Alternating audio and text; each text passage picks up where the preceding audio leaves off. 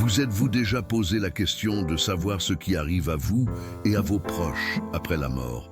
Est-ce que nous allons vraiment reconnaître ceux que nous avons aimés dans l'éternité? La Bible nous offre des réponses claires et profondes sur cette question existentielle. Il ne s'agit pas de spéculation ou de récits fantaisistes, mais d'une vérité spirituelle puissante qui peut transformer votre manière de comprendre la vie après la mort.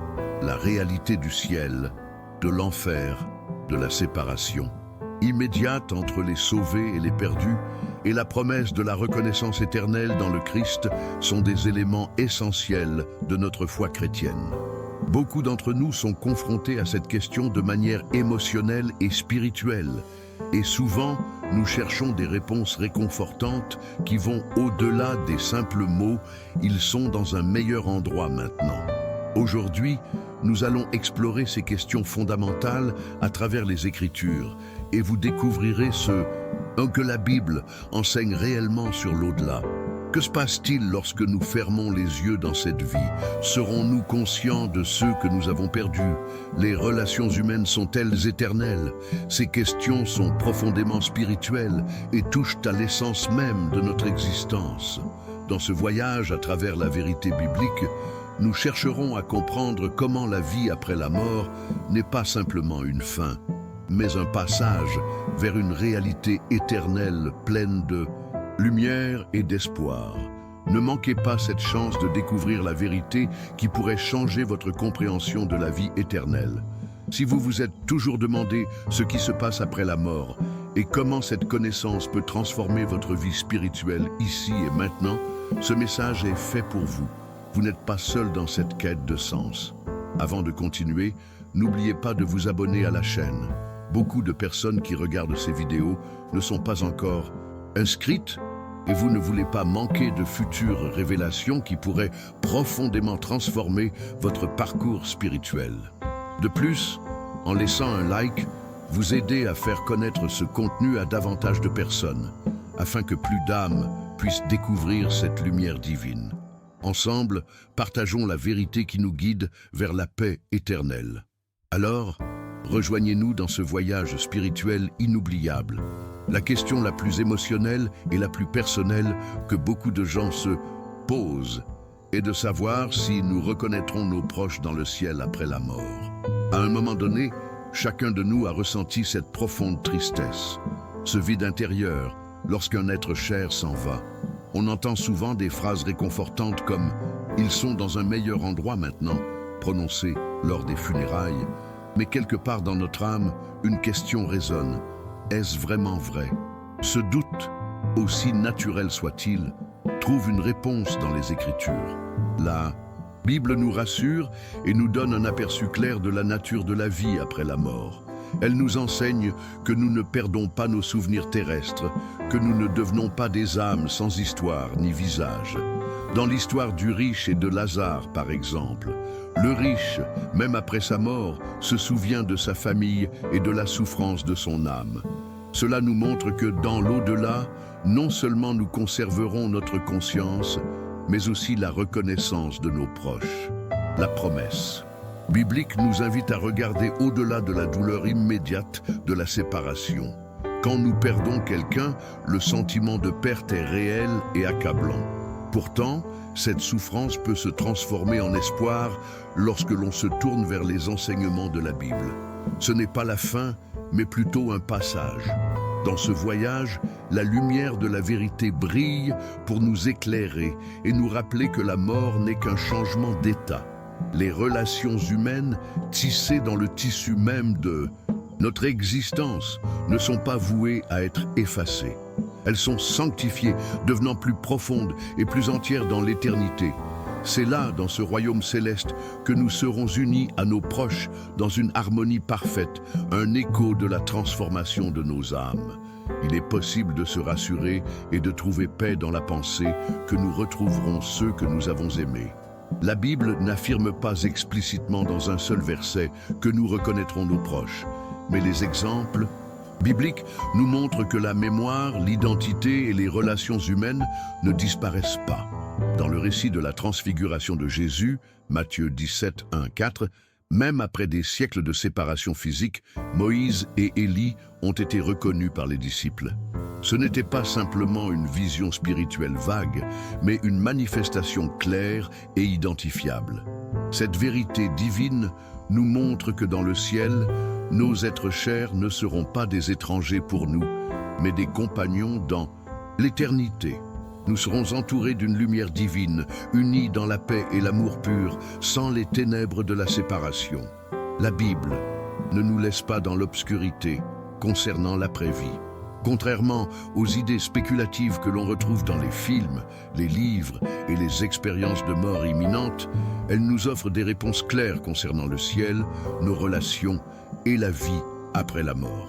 Le monde moderne propose souvent des visions vagues ou incertaines de ce qui nous attend après la mort, mais la sagesse divine transmise à travers les Écritures est ferme et éclairante. La Bible nous enseigne que la mort n'est pas la fin, mais plutôt une transition vers une existence éternelle. La mort physique, en soi, est une partie du cycle naturel de la vie, mais ce n'est pas le terme de notre essence spirituelle. Nos âmes, créées par Dieu, continuent d'exister après le passage de la mort corporelle, et les choix que nous faisons dans cette vie influencent profondément notre éternité. Lorsque nous réfléchissons à cette transition, il est important de comprendre que la mort ne nous arrache pas à l'existence de manière brutale et finale. Au contraire, elle est un acte divin dans le processus de la transcendance de l'âme. Le livre de l'Ecclésiaste nous rappelle que la poussière retourne à la terre comme elle y était, et l'âme retourne à Dieu qui l'a donnée. Ecclésiaste 12, 7. Ce passage nous enseigne que, bien que nos corps se décomposent, notre âme reste éternelle, et cet soulèvement vers Dieu est la véritable destination de chaque être humain. En reconnaissant cela, nous comprenons que la mort n'est pas une fin douloureuse, mais un retour à notre source divine. Le processus de la réincarnation n'est pas une simple répétition des vies passées, mais une opportunité de purification et de croissance spirituelle dans l'éternité. Nous devons aussi saisir cette révélation importante.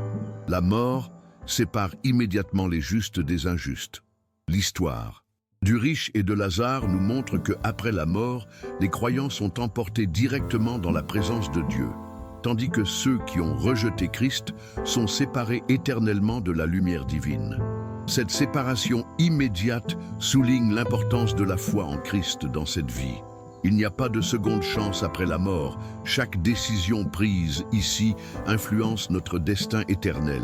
Les Écritures nous invitent à ne pas attendre pour faire le choix de la foi, car chaque instant passé sans Dieu est une occasion manquée d'entrer dans sa lumière éternelle. Le message ici est clair et puissant. La vie après la mort n'est pas un mystère inaccessible. La Bible, à travers sa sagesse divine, nous éclaire sur ce voyage spirituel, nous offrant un guide pour la compréhension de notre destinée éternelle. En méditant sur ces vérités, nous découvrons que la vie n'est pas simplement une succession de jours sans fin, mais un chemin de transformation et de purification, une préparation pour la grande rencontre avec notre Créateur. Nous devons regarder au-delà des épreuves temporaires et comprendre que tout ce qui compte dans cette vie est de se préparer à la vie éternelle. L'histoire de la séparation immédiate entre les sauvés et les perdus, telle que révélée dans la parabole du riche et de Lazare, nous offre une perspective importante sur la réalité de l'après-vie. Ce récit, tiré de Luc 16, 19, 31, met en lumière la profondeur de la vérité chrétienne. À la mort, il n'y a pas de retard dans la séparation entre ceux qui ont choisi de suivre Dieu et ceux qui ont rejeté sa parole. La vie éternelle est un don gracieux offert à ceux qui croient en Jésus-Christ, et ce choix a des conséquences immédiates après la mort. Le riche, après sa mort, se retrouve dans un lieu de tourment, tandis que Lazare est réconforté dans le sein d'Abraham. Cela nous montre que la condition de l'âme, qu'elle soit sauvée ou perdue, est déterminée au moment de la mort, et qu'il n'y a pas de délai ou de période d'attente avant cette séparation éternelle. Cette séparation immédiate soulève une question essentielle. Comment vivons-nous ici et maintenant dans l'attente de cette réalité spirituelle? nous devons nous rappeler que nos actions et nos choix dans cette vie ont des répercussions directes sur notre destinée éternelle. Tout ce que nous faisons dans la lumière de Dieu est un acte de préparation pour l'au-delà. Nos décisions de foi, nos actes d'amour et notre quête de vérité spirituelle nous rapprochent de cette communion éternelle avec Dieu. Mais ceux qui vivent dans l'indifférence spirituelle, ceux qui rejettent l'amour divin et choisissent de vivre dans l'orgueil ou le péché, se retrouvent dans la sombre réalité de la séparation éternelle. Cela nous invite à réfléchir profondément à nos actions et à nos choix de vie. Est-ce que nous vivons en harmonie avec les enseignements de la Bible, ou bien sommes-nous préoccupés uniquement par les choses temporaires de cette vie ? Il est essentiel de comprendre que cette séparation n'est pas un acte arbitraire de la part de Dieu, mais une conséquence de notre libre arbitre. Dieu nous donne à tous la possibilité de choisir la vie éternelle, mais c'est à nous de répondre à cet appel divin. Nous avons l'opportunité de faire des choix aujourd'hui qui influenceront notre existence dans l'au-delà. Il n'y a pas de seconde chance après la mort. Ce que nous faisons de notre vie ici-bas détermine notre place dans l'éternité. L'Écriture nous rappelle sans cesse que la voie du salut est étroite, mais que pour ceux qui cherchent Dieu de tout leur cœur, la récompense est immense. Dieu, dans son amour infini, nous tend la main, et c'est à nous de saisir cette invitation avant qu'il ne soit trop tard. Cette réalité spirituelle est à la fois un avertissement et un appel à l'action. La séparation immédiate entre les sauvés et les perdus n'est pas une pensée facile à digérer, mais elle nous rappelle la grande importance de notre foi.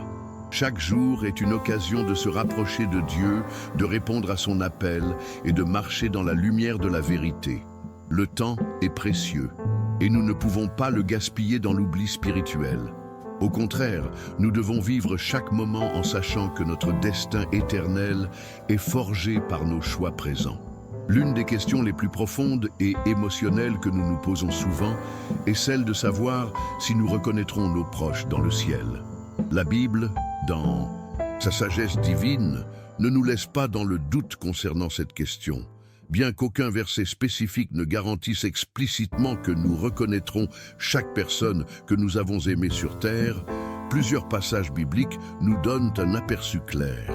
Un exemple frappant de cette vérité se trouve dans la transfiguration de Jésus, Matthieu 17, 1-4, où Moïse et Élie, qui étaient morts depuis des siècles, apparaissent et sont immédiatement reconnaissables pour les disciples.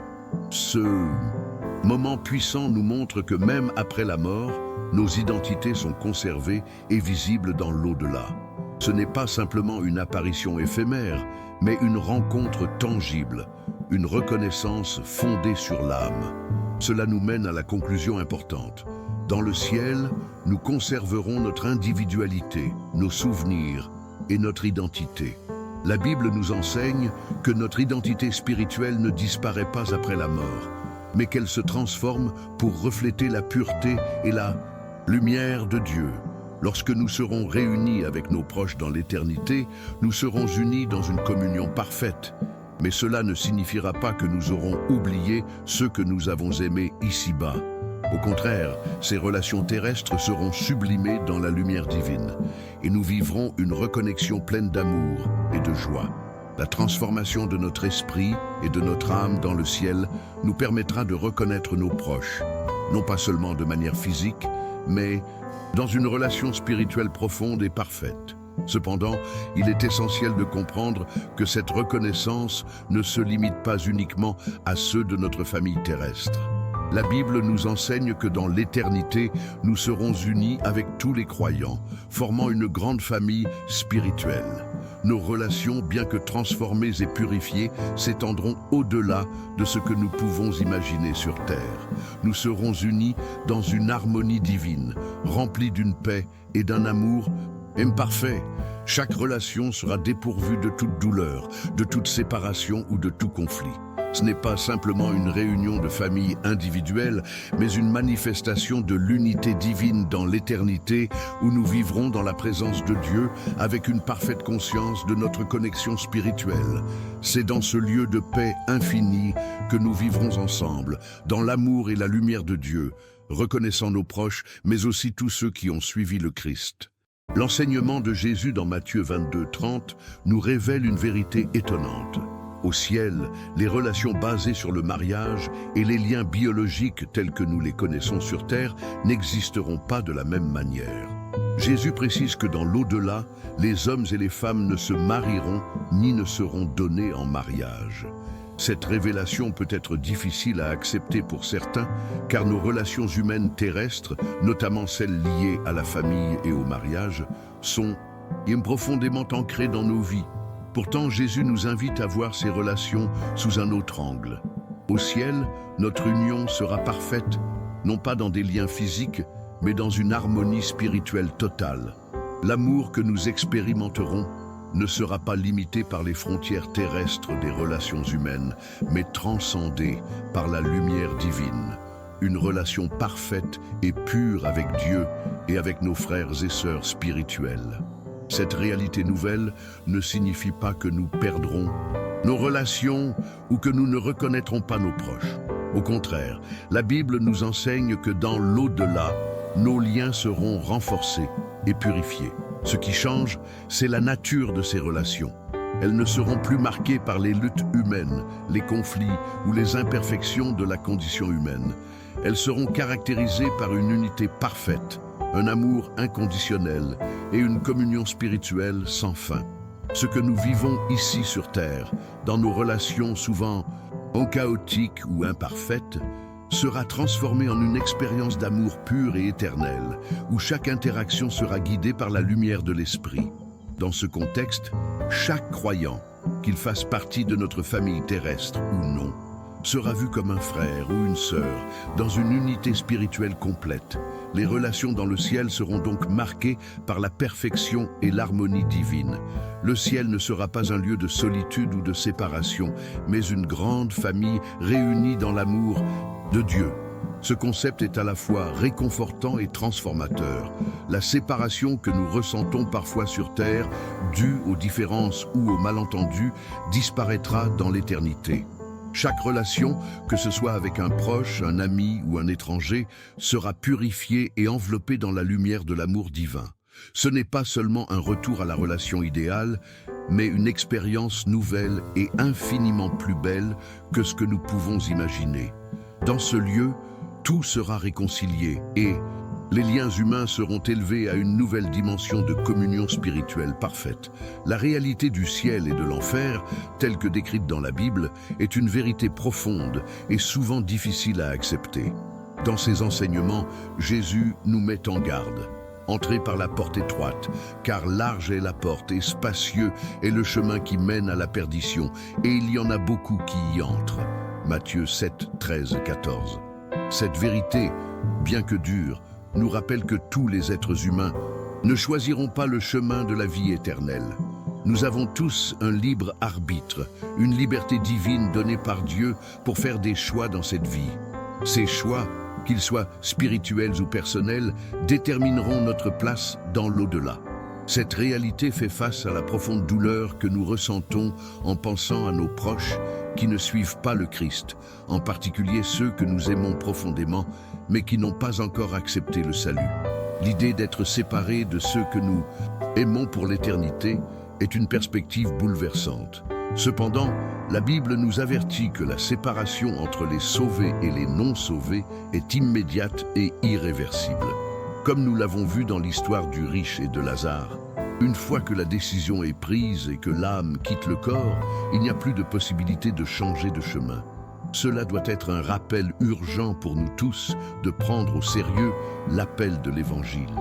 Le salut n'est pas une simple question de confort ou de croyance superficielle, mais une décision fondamentale qui affecte notre éternité. Chaque moment que nous passons ici-bas doit être utilisé pour partager cette vérité, pour prier pour nos proches et pour les guider vers la lumière de Christ avant qu'il ne soit trop tard. Cette urgence de partager l'Évangile et de prier pour ceux qui ne connaissent pas encore le Christ est une partie essentielle de notre mission en tant que croyants. Dieu, dans sa patience infinie, nous donne du temps pour annoncer la bonne nouvelle. Mais nous devons être conscients de l'urgence de cette mission.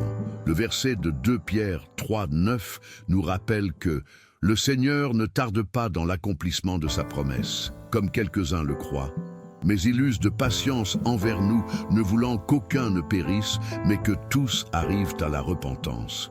Cette patience de Dieu ne doit pas être prise à la légère, mais doit plutôt nous pousser à agir avec plus de diligence, à faire tout ce qui est en notre un pouvoir pour annoncer le message du salut. Nos familles, nos amis, nos collègues de travail, chacun de nous a des opportunités uniques de semer cette vérité dans leur cœur. Il est de notre responsabilité de leur tendre la main, de leur offrir l'espoir du salut et de les inviter à la transformation divine. Le poids de la réalité du ciel et de l'enfer nous pousse à vivre notre foi de manière plus authentique et engagée. Chaque âme qui se perd est une tragédie, mais chaque âme qui trouve la rédemption est une victoire. Nous devons vivre cette vérité non seulement dans nos paroles, mais dans nos actions. Il ne s'agit pas simplement de partager un message religieux, mais d'offrir un message de transformation, de paix et de réconciliation avec Dieu. La prière pour les âmes perdues, l'amour du prochain et la pratique de la foi au quotidien sont des moyens puissants pour contribuer à l'œuvre de salut. Nous devons tous vivre dans cette lumière en sachant que le temps est limité et que chaque choix compte. L'urgence du salut devient de plus en plus évidente à mesure que nous réalisons la réalité de l'éternité. La vie sur terre est éphémère, un souffle dans l'immensité du temps, et les choix que nous faisons ici auront des répercussions éternelles. C'est pourquoi la Bible nous exhorte à ne pas retarder notre engagement spirituel, ni à repousser le moment de partager l'Évangile avec ceux qui ne connaissent pas encore la vérité du Christ. Dans 2 Pierre 3, 9, Dieu nous rappelle sa patience infinie, mais aussi l'urgence de notre réponse. Le Seigneur ne tarde pas dans l'accomplissement de sa promesse, comme quelques-uns le croient, mais il use de patience envers nous, ne voulant qu'aucun ne périsse, mais que tous arrivent à la repentance. Ce verset est un appel clair à l'action. Dieu, dans son amour divin, attend patiemment que chacun prenne conscience de son besoin de salut. Mais il est impératif que nous ne laissions pas le temps passer sans saisir l'opportunité de guider les autres vers lui. L'un des plus grands cadeaux que nous pouvons offrir à ceux que nous aimons est de leur partager la bonne nouvelle du salut.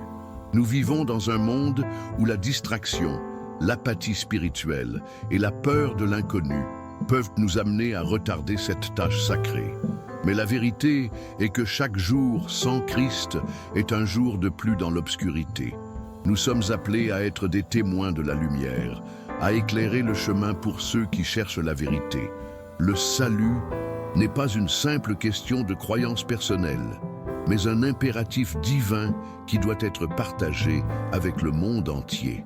Jésus, dans Matthieu 28, 19, 20, nous a donné la grande commission. Allez, faites de toutes les nations des disciples, les baptisant au nom du Père, du Fils et du Saint-Esprit, et leur enseignant à observer tout ce que je vous ai commandé. Cette mission ne peut pas attendre. Chaque instant est une occasion précieuse pour faire une différence éternelle dans la vie de ceux qui nous entourent. Cela implique que, en tant que croyants, nous devons aborder chaque jour avec un sens profond de mission et d'urgence. Nous devons vivre de manière à ce que notre foi soit palpable, non seulement par nos paroles, mais par nos actions, nos prières et notre amour pour les autres. L'urgente nécessité de partager l'Évangile ne se limite pas à de simples paroles, mais à un engagement réel envers ceux qui sont perdus. La Bible nous rappelle que, bien que Dieu soit patient, il y a un moment où cette patience atteindra son terme. Dans le livre de l'Apocalypse, il est clairement enseigné que l'heure du jugement viendra et que ceux qui ont rejeté le salut devront rendre des comptes. Ce n'est pas pour effrayer, mais pour nous encourager à agir, à témoigner, à aimer avec urgence. Le salut est la clé de l'éternité, et nous avons la responsabilité de partager cette clé avec ceux qui en ont besoin. Et maintenant, je vous pose cette question profonde. Êtes-vous vraiment prêt à vivre l'éternité avec la conviction que vos choix spirituels auront un impact direct sur votre vie après la mort? Tout ce que nous avons exploré ensemble dans cette vidéo touche à des vérités essentielles et éternelles. Qu'avez-vous ressenti en découvrant ces révélations? Comment cela résonne-t-il dans votre cœur? Partagez votre expérience ou votre réflexion dans les commentaires ci-dessous. Votre avis est précieux et il peut vraiment aider à éclairer ceux qui se posent les mêmes questions. Ensemble, nous pouvons créer une communauté de personnes ouvertes à la transformation spirituelle. N'oubliez pas de laisser un like à la vidéo. Cela permet non seulement de nous soutenir, mais aussi d'aider à faire circuler ce contenu et à toucher de plus en plus de personnes. Plus de likes signifie plus de visibilité et plus d'âmes auront l'opportunité d'être atteintes par cette lumière. Et si vous n'êtes pas encore abonné à la chaîne, je vous encourage vivement à cliquer sur le bouton d'abonnement et à activer les notifications. De cette manière, vous serez informé dès qu'un nouveau contenu passionnant et transformateur sera publié. Cela vous permettra de ne rien manquer des enseignements profonds qui pourraient changer le cours de votre vie spirituelle. Si ce que vous avez vu aujourd'hui vous a inspiré, je vous invite à découvrir la prochaine vidéo qui apparaîtra à l'écran. Nous allons approfondir des sujets encore plus fascinants et puissants qui vous guideront dans votre chemin spirituel avec plus de lumière et de compréhension. Merci d'avoir regardé jusqu'au bout. J'espère sincèrement vous retrouver dans les vidéos à venir. En attendant, je vous souhaite une route pleine de paix, d'illumination et de bénédictions divines. À très bientôt et que votre parcours spirituel soit guidé par la vérité et l'amour infini de Dieu.